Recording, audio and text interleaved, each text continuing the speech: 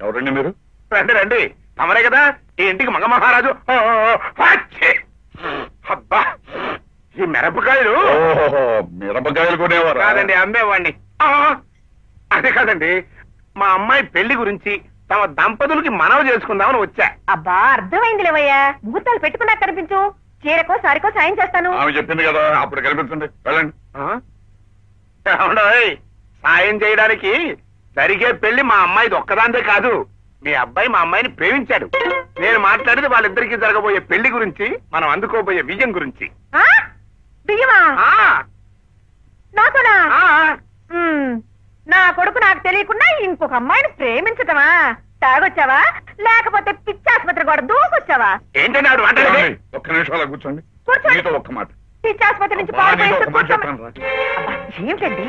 అది కాదు, మన వాడు వాళ్ళ అమ్మాయిని ప్రేమించేసారంటారా? నేను అంటలేదు, ఆయన అంటున్నాడు. ఆ పిచ్చివాడేదో వాగుతుంటే అటు మీరు కూడా పట్టించుకుంటారేంటండి? అది కాదు విషయాల. ఒకవేళ మన అబ్బాయి వాళ్ళ అమ్మాయి మీద మోజు పడి ప్రేమించేసి ఉంటే ఆయన అన్నట్టుగా. అయ్యో రామచంద్ర, వాడి పిచ్చి మీకు కూడా పట్టుకుంది ఏమిటండి? నా బిడ్డల గురించి నాకు తెలీదు. ఎందుకు తెలీదు? మీకు తెలీదు. ఏమండి, వాడికి ఇంత వయసు వచ్చినా ఏం కావాలో, ఏం తినాలో, ఏం కట్టుకోవాలో ఏమీ తెలియదండి. అన్నిటికీ అమ్మ మీద ఆధారపడి ఉంటాడు. ఈ అమ్మకు తెలియకుండా కనీసం గాలినా పీల్చలేడు నా బిడ్డ. అలాంటి వాడు ఈ పిచ్చివాడి కూతుర్ని ప్రేమించటమా? కరెక్టే కదా? కానీ ఎందుకని ఇంకొకసారి ఆలోచించటం మంచిది. ఏమొద్దు, మీరు ఇక్కడే ఉండండి. ఆ పిచ్చాన్ని నేను పంపిస్తాను. అలాగే. యాదు సమజైందమ్మా. చెప్పుల కాలతో మిరపకాయలు దొక్కినప్పుడే అనుకున్నా గినకు దమ్మకు ఖరాబ్ అయిందని ఇట్లనే అయింది. నడువయ్య నడు.